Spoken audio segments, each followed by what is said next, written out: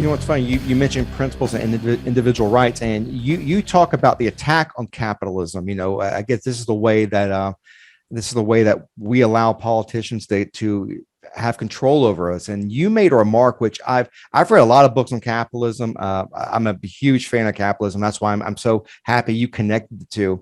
But you made an observation I've never seen made before, and I loved it. And that was when people attack greed. And, everyone's talking about companies for being greedy. And you say, well, what about the consumer? And I was like, oh, yes. I want this cake for cheaper than it is. I want to take this Uber ride cheaper. I loved it because you're showing that that's a natural element of human nature. And it's not just companies, it's everybody. So you want something cheaper than I make it. That's being greedy. And I've just never seen that. So kudos to you. That was awesome.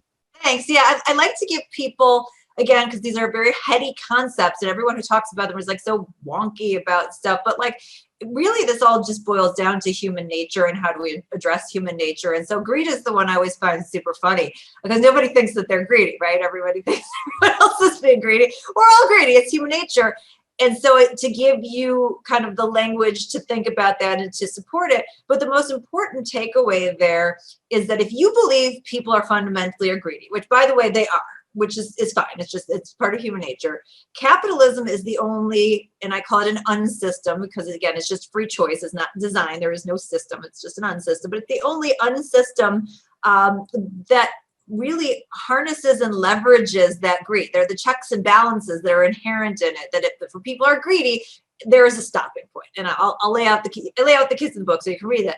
But the central planners, the socialists, the democratic socialists, like they just pretend greed doesn't exist. And their whole argument is, oh no, we're going to find Mother Teresa to come in and run things and then it's better and everybody's going to be taken care of. And like we have all of time and history to prove that that's just not the case. There's no example of that where that's the case. So we know people are greedy. We know people are going to take care of their friends and their cronies and families and want to secure power and things like that. So if you believe in that, you should believe in capitalism because that's what creates the best outcomes. We have all the data in the world to support that through all of time.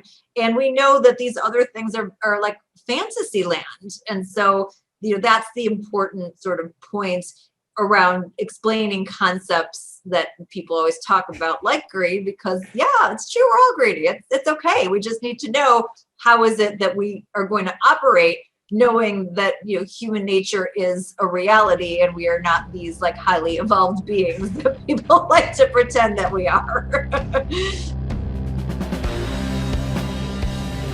If you like this content and want to hear other things like it, head on over to the website at blackmarketleadership.com. That's blackmarketleadership.com. There you can subscribe to the podcast and you can even create a free members profile